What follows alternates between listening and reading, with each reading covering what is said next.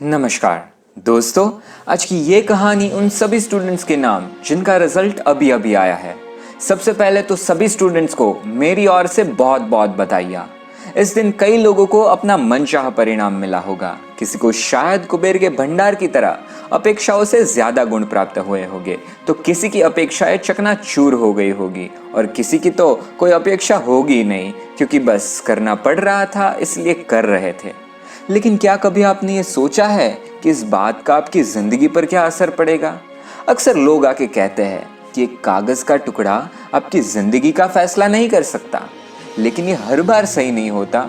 कई बार उन्हीं कागज के टुकड़ों की वजह से आप अपने सपने भी पूरे कर सकते हैं, और जहां सपने नहीं वहां तो उन कागज के टुकड़ों की जरूरत ही नहीं।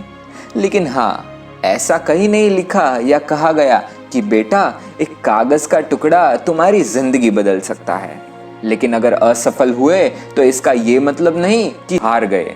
शायद तुम्हें अभी पर्याप्त मेहनत और कोशिश करनी बाकी है, जिसकी वजह से तुम्हें अपना मनचाहा परिणाम नहीं मिल रहा है। ये सब कोई नहीं सोचता और बस एक ही प्रयास में एक कागज के टुकड़े के बल पर अपनी जिंदगी का फैसला कर बैठते हैं। लेकिन ऐसे बैठ जाने से क्या फायदा?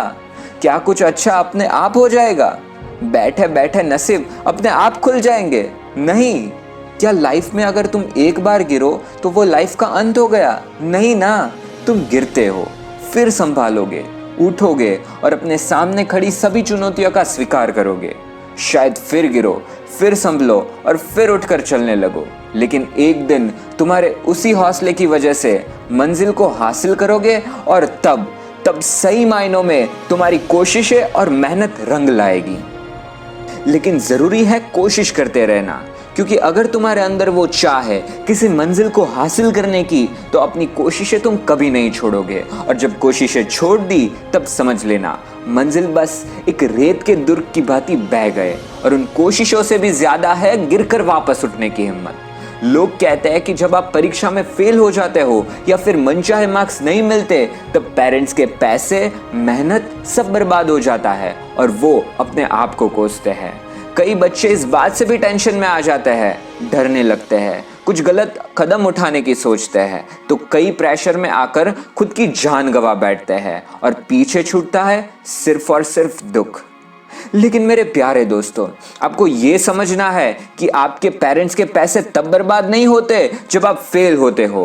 पैसे तब बर्बाद होते हैं जब आप कोशिश करना छोड़ देते हो। आपके पेरेंट्स तब नहीं हारते जब आप फेल होते हो, वो तब हारते हैं जब आप हिम्मत हार जाते हो। और यही बात पेरेंट्स को भी अपने बच्चों को बतानी चाहिए कि उनकी खुशी तो सिर्फ अपने बच्चे की खुशी में है। अगर वो कुछ कहते भी है तो उसकी भलाई के लिए कहते हैं। ऐसे ही तो हर जगह नहीं कहा जाता होगा ना कि कोशिश करने वालों की कभी हार नहीं होती।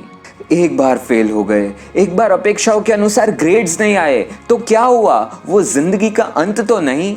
आगे इतनी बड़ी जिंदगी पड़ी है जिसे तुम्हारे पेरेंट्स ने तुम्हारे लिए ही सजाई है। इस इतनी बड़ी जिंदगी में क्या आप एक बार फिर से कोशिश करने का प्रयास नहीं कर सकते? क्या फिर उठकर अपना हौसला बुलंद नहीं कर सकते? क्या उठकर अपना एक दुर्ग इतना मजबूत नहीं बना सकते कि कोई उसे तोड़ ना पाए और आप अपनी मंजिल को पार करें?